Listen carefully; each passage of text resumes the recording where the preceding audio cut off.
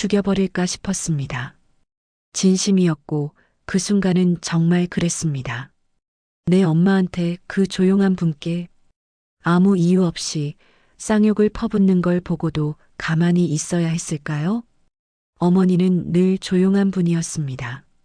아버지 없이 저와 동생을 키우느라 남에게 민폐 한 번 못 끼치셨죠. 누가 욕을 해도 참았고 손해를 봐도 늘 웃으셨습니다. 그런 어머니가 그날 딱 한마디 했습니다. 얘야, 내 아내가 나한테 화가 많이 났나 보구나. 말끝을 흐리며 돌아서던 그 뒷모습, 그게 어머니가 저한테 남긴 마지막 표정이었습니다. 그 뒤로 어머니는 병원에 실려가셨고 정신적인 충격 때문인지 입을 다물고 누워만 계셨습니다. 며느리 된 사람이 아, CX, 왜 또 저 GX야? 미친 늙은이 하나 눈치 보느라 내가 스트레스 받아야 돼? 그냥 쳐 죽이든가 요양원 보내든가 하지 말이야. 이게 내 아내의 입에서 나온 말입니다.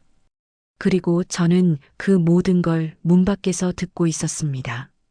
그날 밤 저는 아무 말도 하지 않았습니다. 대신 제 안에 있던 모든 것을 꺼내 적었습니다. 아내가 한 말 하나하나, 어머니가 당했던 수모 하나하나, 그리고 내가 어떻게 복수할지를 말입니다. 왜?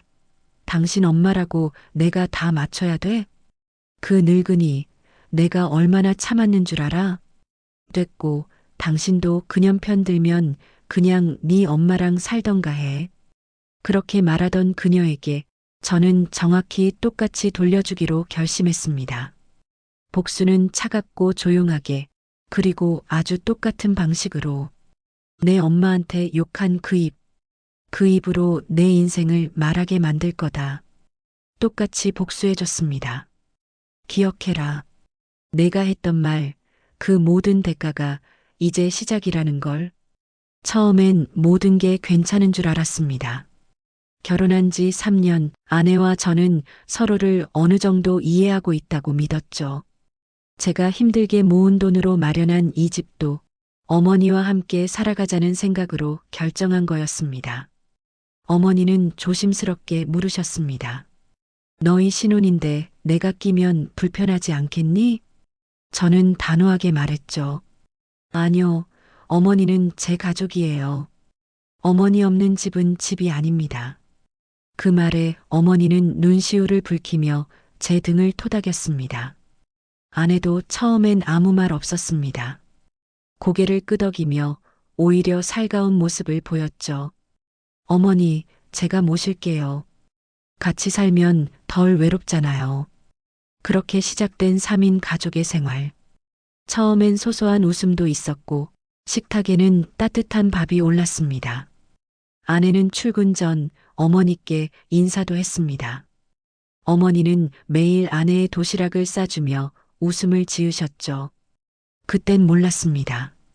아내의 웃음 속에 어떤 거짓이 숨어 있었는지. 첫 번째 균열은 아주 사소한 일이었습니다. 그날도 평범한 아침이었죠. 어머니는 평소처럼 아내에게 아침을 차려주셨습니다. 하지만 아내는 젓가락도 들지 않고 이마에 주름을 잡으며 말했습니다. 어머니, 전 된장찌개보다 그냥 시리얼이 더 좋거든요.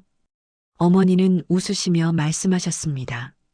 아이고, 그랬구나. 다음부턴 시리얼 사다 놓을게. 하지만 아내는 씩 웃더니 다시 돌아앉아 조용히 중얼거렸습니다. 누가 아침부터 이 냄새 나는 걸 먹으래? 저는 그때 그냥 넘겼습니다. 피곤해서 예민한가 보다 하고 그 뒤로도 점점 이상한 장면들이 눈에 들어왔습니다. 어머니가 입은 옷에 어휴, 옛날 사람 감성 크크. 반찬을 준비해도 입맛에 안 맞아요. 쓰레기 버리라 하면 왜 나만 시켜요? 어머니와 대화 중엔 휴대폰만 들여다봄. 한두 번은 이해했습니다. 하지만 그게 매일이 되고 말투는 점점 싸늘해졌습니다. 그런데 어머니는 여전히 웃으셨습니다. 말 한마디, 표정 하나 내색하지 않으셨죠. 그 애가 바쁘고 피곤하니 그런 거지 뭐. 내가 예민하게 굴면 더 사이 나빠져. 하지만 저는 점점 확신하기 시작했습니다. 아내는 어머니를 무시하고 있었고 어머니는 그걸 참고 계셨습니다. 그 참음이 쌓이고 있다는 걸 저만 몰랐던 거죠. 어느 저녁 아내가 전화를 하며 방에 들어가길래 물을 갖다 주려고 살며시 문을 열었는데 아, 나 진짜 미치겠어. 왜 결혼하면 시가랑 살아야 되는 건데? 시어머니는 그냥 눈치 없는 하우스메이트야. 하우스메이트. 저는 그 자리에 얼어붙었습니다. 그리고 그날 밤 어머니는 식탁 앞에서 조용히 밥을 비우시며 이렇게 말씀하셨습니다. 나 요즘 너희 눈치 보는 것 같아서 좀. 아무래도 조만간 방을 좀 옮겨야 하나. 그날 이후 저는 어머니의 눈을 더 자세히 보기 시작했습니다. 예전보다 말수가 줄었고 혼자 정원 쪽에 앉아 있는 시간이 늘었습니다. 한 번은 식탁에 어머니 혼자 앉아 계셨고 아내는 방에서 이어폰 끼고 드라마를 보고 있었습니다. 밥 같이 먹자고 했더니 뭐래요? 어머니 밥 드시고 계신다며. 나중에 먹을게요. 그 뒤로 아내는 어머니와 식사를 함께 하지 않았습니다. 단 한 번도. 그때부터 저는 달라졌습니다. 어머니가 계신 자리에 아내가 앉지 않는 이유를 생각하기 시작했습니다. 아내가 제 앞에선 웃지만 어머니 앞에선 돌처럼 굳는 이유를 그제서야 깨달았습니다. 그 웃음은 연기였고 그 조용한 시어머니는 늘 참고 있었던 겁니다. 이제 더 이상 참지 않기로 했습니다. 그때부터 저는 아내를 지켜보기 시작했습니다. 모든 말과 행동을 기록하고 아무렇지 않게 대하는 척 속으로는 계획을 세우기 시작했습니다. 사람이 화를 낼 땐 두 가지 이유가 있습니다. 하나는 정말 참을 수 없을 만큼의 분노, 다른 하나는 더 이상 상대를 존중하지 않을 때입니다. 아내는 후자였습니다. 그날 아내는 저희 어머니를 더 이상 사람으로도 보지 않았습니다. 그리고 저는 그날 문 밖에서 모든 것을 들었습니다. 그날 저녁 저는 일이 늦어져 퇴근이 좀 늦었습니다. 집에 들어서자마자 느껴진 무거운 공기. 주방 쪽에서 무언가 쿵소리가 나더니 곧이어 귀를 의심케 할 목소리가 들려왔습니다. 아, 진짜 CX? 몇 번을 말해야 알아들어? 나 이런 거 먹기 싫다고. 당신은 내 엄마가 아니잖아요. 왜 자꾸 나한테 뭘 하려고 하냐고요? 진짜 늙은이 하나 때문에 내가 미쳐 돌아버리겠네. 문을 열까 말까 수없이 고민했습니다. 하지만 저는 그 순간 확인이 필요했습니다. 이게 정말 내 아내가 맞는지, 그동안 내가 본 모습이 진짜였는지, 문틈 사이로 들여다본 장면은 평생 잊지 못할 광경이었습니다. 어머니는 작은 앞치마를 두르고 손에 김치 담은 접시를 들고 계셨습니다. 떨리는 손으로 입에 맞을까 몰라서라며 내밀었지만 아내는 그 접시를 탁 치며 말했습니다. 당신 진짜 왜 이래요? 나한테 뭘 바라고 자꾸 이러는 거냐고요? 됐고 그냥 죽든가 요양원 가시든가 하세요. 나 진짜 지긋지긋하니까. 그 말에 어머니는 순간 멈칫했습니다. 접시는 바닥에 떨어져 깨졌고 조용히 서 있던 어머니의 눈에 눈물이 맺히기 시작했습니다. 그렇게 어머니는 아무 말 없이 주방에서 돌아섰고 천천히 자신의 방으로 들어가 문을 닫았습니다. 그 짧은 몇 분이 제 인생에서 가장 긴 시간이었습니다. 아내의 얼굴에서 미안함은커녕 오히려 개운하다는 듯한 표정이 떠올랐습니다. 그때 저는 다짐했습니다. 더는 참지 않겠다고. 이건 분노가 아니라 결심이라는 걸. 다음 날 어머니는 여느 때와 다름없이 조용히 아침을 차리셨습니다. 하지만 저는 그녀의 손등에 있는 붉은 멍을 발견했습니다.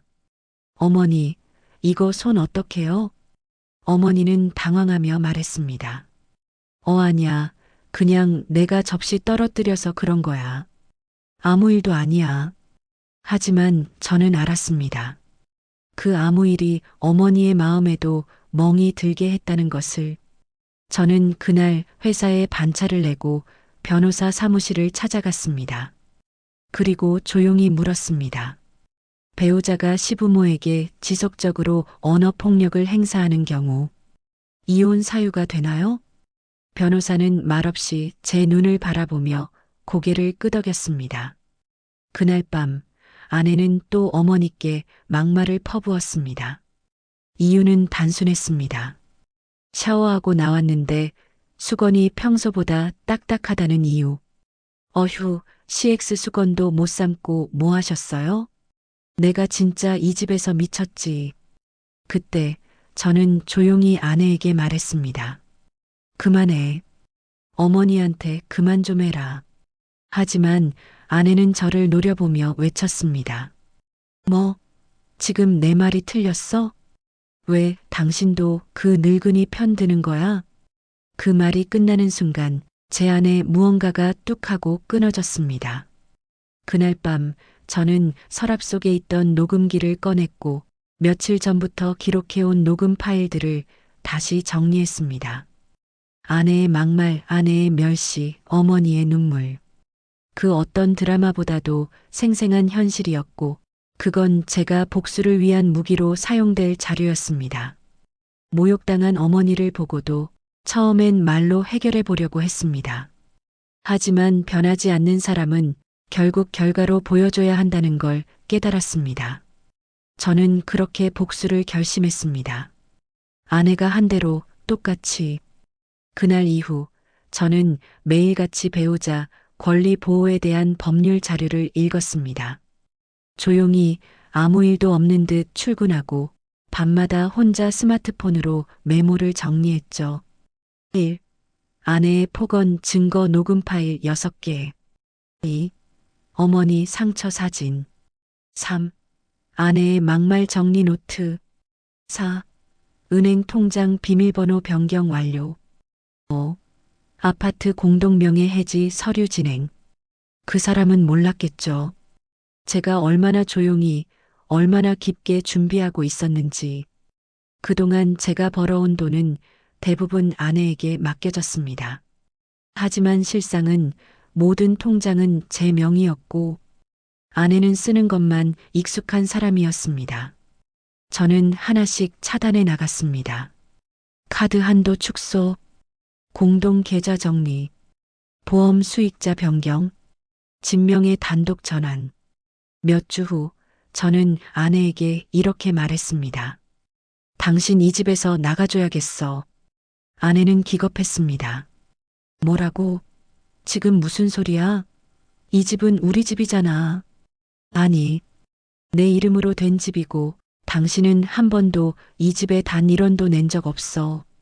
그제야 아내의 얼굴이 창백해졌습니다. 잠깐만 농담이지? 나랑 살면서 무슨 짓을 한 거야? 그동안 한 짓은 내가 다 기록했어. 내 엄마한테 한 말, 행동, 전부. 그리고 이혼도 진행 중이야. 당신, 이제 아무것도 없을 거야. 며칠 후 어머니를 모시고 조용한 시골 마을의 작은 집으로 향했습니다. 그 집은 제가 몰래 사둔 전원주택이었고 어머니에게는 단 한 번도 말한 적 없던 깜짝 선물이었습니다. 엄마, 이제 여긴 엄마 집이에요. 아무 걱정 말고 조용히 편히 쉬세요. 어머니는 조용히 고개를 저으셨습니다. 이렇게까지 안 해도 됐는데. 넌 꼭 나 때문에.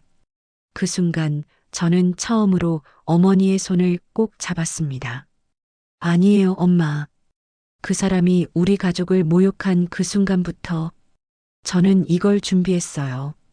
그 집에 어머니를 모시고 간 그날, 아내는 빈집에 혼자 남겨졌습니다.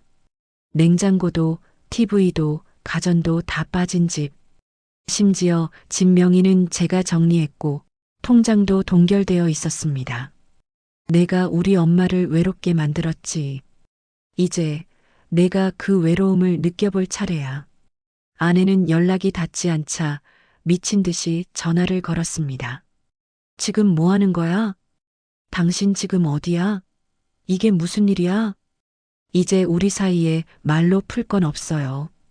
나도 당신처럼 똑같이 해줄 뿐이에요. 그 말을 끝으로 저는 아내의 번호를 차단했습니다.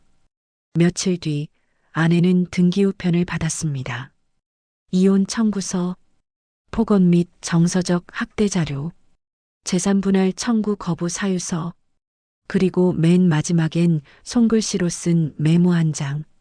사람을 무너뜨리는 건 한순간이야. 하지만 다시 세우는 건 평생이 걸려. 내가 무너뜨린 건 우리 엄마였고, 그래서 나는 평생 내가 기억하도록 만들 거야. 복수는 시끄럽게 터지는 게 아닙니다. 가장 무서운 복수는 상대가 모르는 사이에 이미 모든 게 끝났다는 걸 깨닫는 순간입니다. 어느 날 제가 일하는 회사로 한 통의 우편이 도착했습니다. 보낸 사람은 아내였습니다. 제 이름이 적힌 봉투 안에는 한 장의 진단서와 손으로 꾹꾹 눌러 쓴 편지 한 장이 들어 있었습니다. 저 임신했어요. 당신이 떠나고 얼마 지나지 않아 알게 됐어요. 미치도록 무섭고 외로웠습니다. 그 아이는 당신 아이예요. 진심으로 당황했습니다. 모든 준비가 끝났다고 생각했는데 그 한마디가 머릿속을 송두리째 흔들었습니다. 임신? 설마 이 타이밍에? 심장이 복잡하게 뛰기 시작했습니다. 어머니께 당한 모욕을 기억하자 분노가 치솟았지만 아버지라는 말에 잠시 멈칫할 수밖에 없었습니다. 그날 밤 저는 어머니에게 솔직히 털어놨습니다. 엄마, 나 아빠가 될지도 몰라요. 어머니는 놀라셨지만 표정을 가다듬고 조용히 물으셨습니다. 그 아이 잘못이 있겠니? 그 말이 가슴을 찔렀습니다. 그래, 아이는 아무 죄가 없다. 죄를 지은 건 아내다. 하지만 그 아이가 내가 증오하던 사람의 일부라는 사실이 그렇게까지 괴로운 건 또 왜일까? 며칠 후 아내는 입덧과 불면증으로 병원에 입원해 있었습니다. 병실에 들어서자 그녀는 놀란 얼굴로 고개를 돌렸습니다. 왔네. 아이 진짜 있는 거 맞아? 아내는 고개를 끄덕이며 초음파 사진을 꺼내 보였습니다. 조그마한 생명, 심장 박동이 파동처럼 화면에 일렁이고 있었습니다. 내가 낳을 자식이라면 제발 널 닮지 않았으면 좋겠다. 제가 툭 던지듯 말하자 아내는 고개를 푹 숙였습니다. 내가 너무 늦게 깨달았어. 사람이 너무 쉽게 익숙해지더라고. 누군가 날 위해 애써주는 게 당연하다고 생각했어. 미안해, 너무 많이 미안해.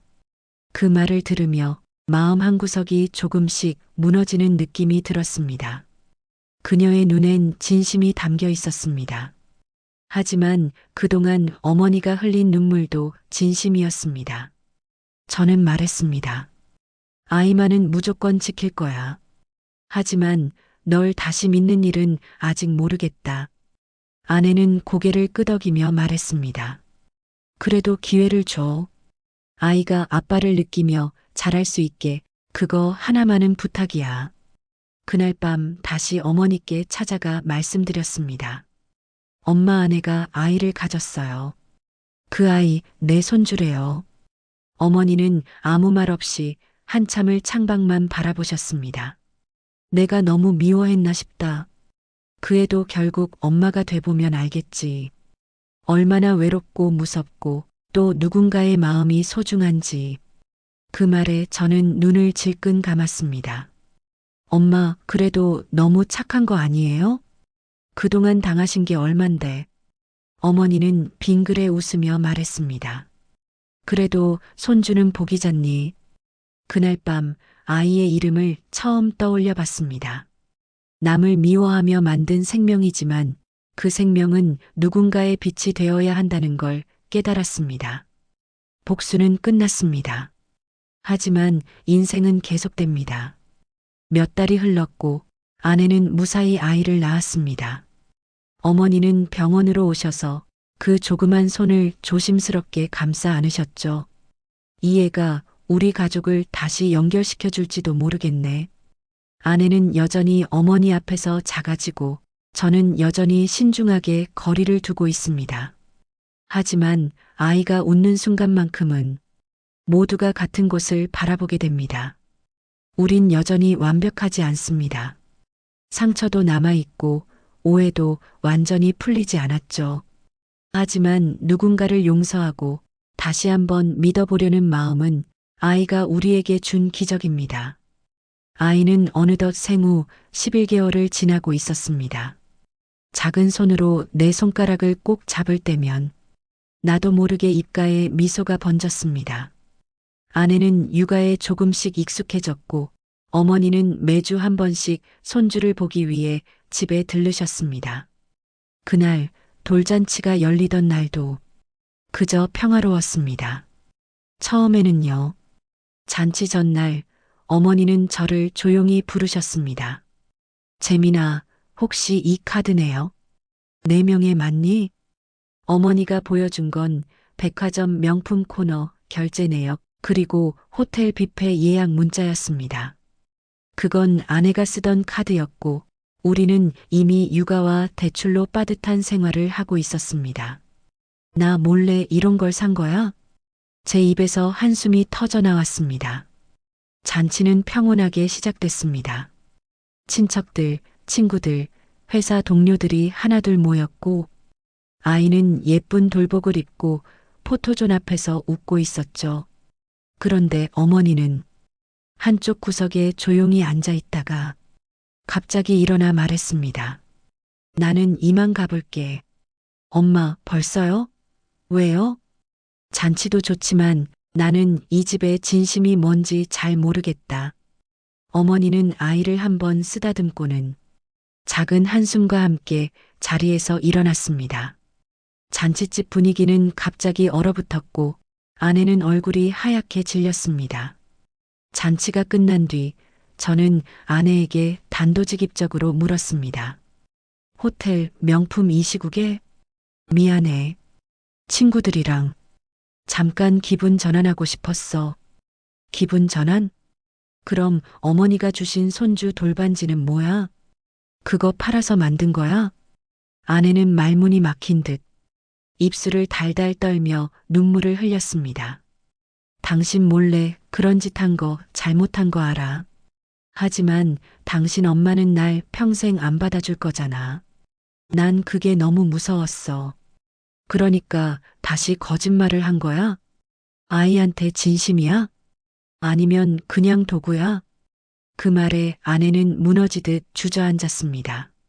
처음엔 두려웠고 그 다음엔 나도 인정받고 싶었어. 당신 엄마 앞에만 서면 내가 너무 작아지는 기분이었어. 그래서 나도 모르게 또 틀어졌어. 그날 밤 아이는 곤히 잠들었고 저는 혼자서 아파트 단지 뒤쪽 벤치에 앉아 오랜 시간 생각했습니다. 사람은 바뀔 수 있을까? 정말 가족이라는 게 회복될 수 있을까? 어머니는 내일 새벽에 다시 돌아가신다고 했고 아내는 아이를 꼭 안고 울고 있었습니다.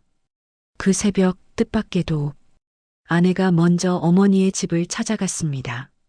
어머니 죄송합니다. 제 어리석음, 제 이기심 다 알고 있어요. 근데 제발 마지막으로 한 번만 기회를 주세요. 어머니는 가만히 듣고 계시다가 말했습니다. 넌 나를 미워했지. 내 마음도 알아. 나도 너를 다 품진 못했으니까. 하지만 넌 이제 아이의 엄마야. 그리고 그 아이는 내 손주야. 그러니 나도 너한테 노력할게. 그러니 너도 진심이면 다시 시작해보자.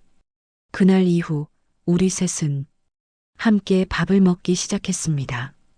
대화도 늘었고 어머니는 손주에게 동요를 불러주셨습니다. 아내는 어머니 앞에서 한없이 작아졌지만 그 작은 몸짓 안에서 진심이 보였습니다.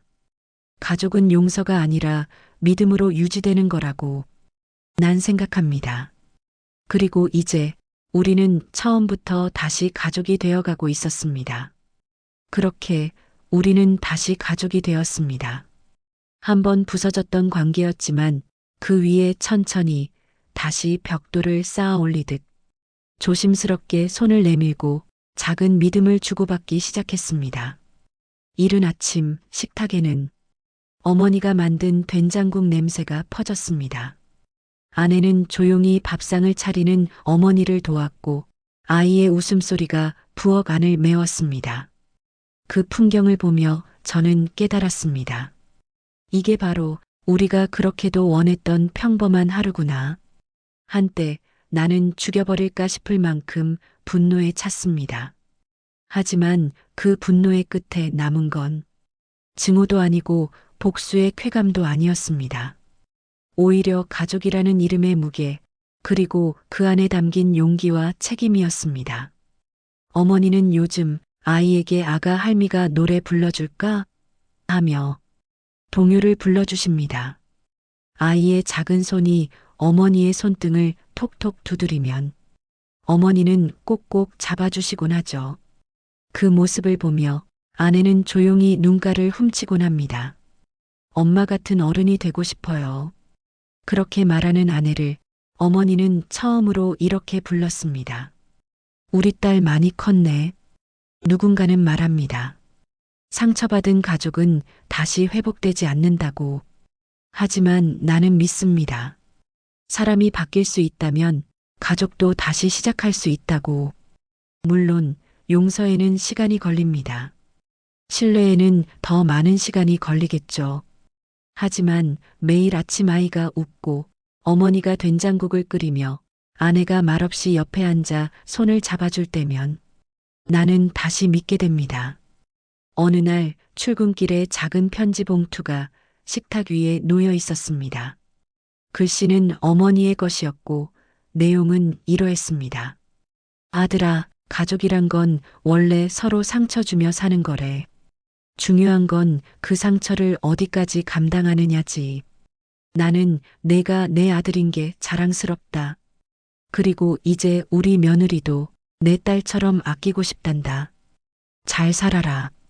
그리고 내가 만든 이 집에서 진짜 가족으로 살아라. 그 편지를 본 날 나는 회사에 병가를 내고 가족과 하루를 온전히 보냈습니다. 아이와 산책하고 아내와 카페에 들르고 어머니와 나란히 앉아 햇볕을 쬐며 차 한 잔을 마셨죠. 그 순간 나는 알았습니다. 복수는 끝났습니다. 상처도 아물어갑니다. 이제는 용서도 후회도 아닌 진짜 삶이 시작되었습니다. 누군가에게 복수란 분노를 쏟아내는 일일 수 있습니다. 하지만 어떤 복수는 사람을 바꾸고 관계를 회복시키며 결국엔 사랑으로 귀결되기도 합니다. 이 이야기가 여러분의 마음속 작은 울림이 되길 바랍니다. 여러분의 한마디가 누군가에겐 위로가 됩니다. 영상이 마음에 드셨다면 좋아요와 구독, 그리고 댓글도 꼭 남겨주세요. 다음에도 사람 사는 이야기에서 또 만나요. 감사합니다.